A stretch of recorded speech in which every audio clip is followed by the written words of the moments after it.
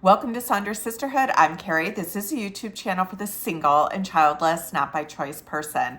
Today we're talking about two different types of coping skills you can use this Mother's Day, no matter what environment or setting that you're in.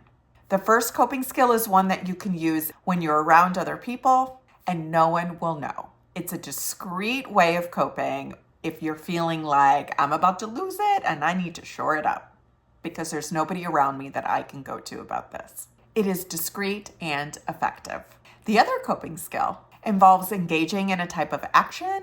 It can be used before an event in order to help you calm down and get ready, or it can be used after an event to help you reset or to help you manage maybe that residual low mood. Or you can do it in the beginning and after. All right, so here we go. Let's get to this first coping skill. This is the one that is discreet and effective and that you can use anywhere.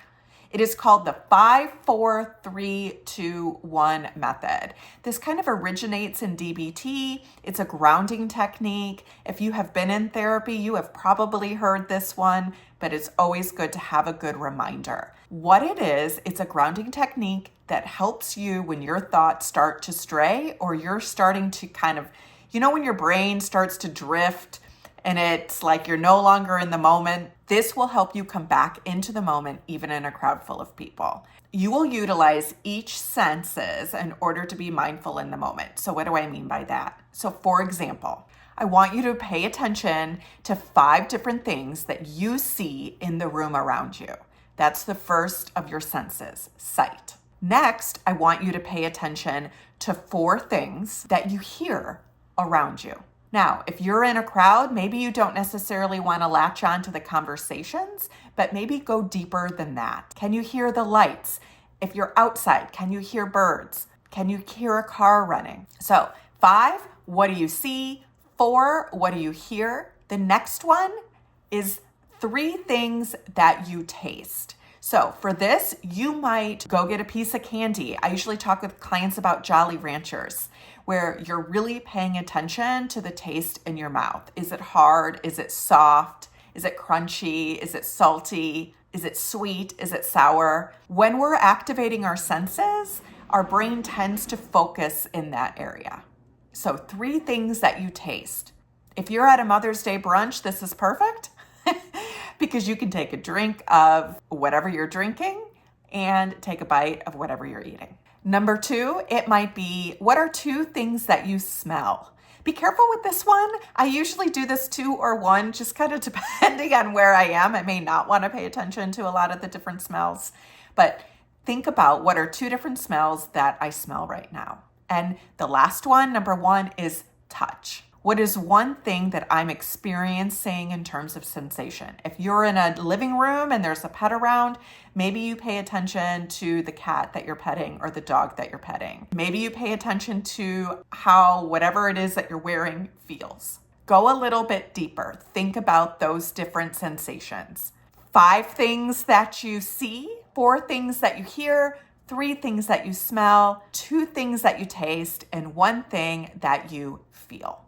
You can mix those up to your preference if you'd like, but the idea is you're engaging your senses beyond the initial cursory thought around it. This helps because as your thoughts are drifting backwards into regret or forward into anxiety, it can help bring your thoughts back into the moment, which is really, really important when you're in an environment where you're starting to tumble, your thoughts are starting to spiral, or you're starting to get triggered. Let's just bring you back into the moment.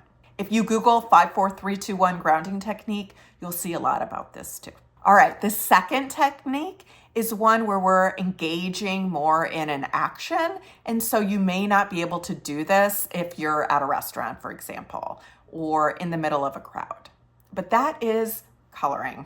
I know, that thing we used to do all the time when we were kids. We're going to come back to coloring. Coloring could be good because you can do it within a community from afar. I really like coloring because it's repetitive, it is soothing, and it is just enough to distract my brain from thoughts without having to put a ton of effort into it, but it's not so overwhelming or annoying that I have to really prepare and think about it ahead of time. The more I have to do when I'm not in a good place, the less it is that I'm likely to do it. That's why I really enjoy coloring. And so what are some of the benefits of coloring? There's actually data behind this. According to Corewell Health, coloring helps reduce anxiety and stress. They say coloring has the ability to relax the fear center of your brain called the amygdala. It induces the same state as meditating by reducing the thoughts of a restless mind. And when you're going through grief or you're triggered, you're feeling isolated, alone, the anxiety monster is there, we all know that restless mind can be a formidable opponent. So the coloring generates a mindfulness and quietness, which allows your brain to get some rest after a stressful event, a long day at work, a time where you really had to be in overdrive in order to cope in the moment. It also helps improve your motor skills. It helps improve your sleep. Sleep is the foundation of so much, particularly in mental health. And it also helps improve your focus.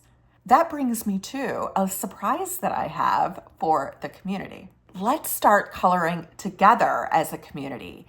I believe in coloring so much that, I made a coloring book that's just for the Childless, Not by Choice community. It's called Not Less, an adult coloring book for the childless, not by choice person. And it includes 24 coloring images. And then after each image, there is a quote and a word that complements the page you just colored that is about a feeling that many of us who are childless, not by choice, have experienced. And it gives you a place to write or journal about your thoughts related to that feeling. So I will give you a little sneak peek. So for example, we have this coloring page. This is AI generated, and I chose this one to signify new dreams, the open door, the clear skies, something new. Once you finish coloring that page, then you turn the page and there's a quote that complements that coloring page and complements new dreams. And then you have some space to reflect and journal about your feelings around that subject. I put a lot of thought into this to make sure that each word, each quote, each coloring page were really connected. And my vision for this is that we'll do some lives together, we'll color together, we'll cope together as a community. So if you want to be a part of this, go to Amazon.com. I have a link that you can copy and paste in the description below, and let's start coping together. I hope you have a plan for this Mother's Day. Know you can always come back to Sonder Sisterhood if you need some support and encouragement. And remember, you now have a coping skill that you can use in the moment that's discreet and effective, and you have more of an action-based coping skill that will help you lessen the restless mind and know that you're in a community together. All right, follow Sonder Sisterhood for more videos for the single and childless, not by choice person. I can't wait to hear what you think.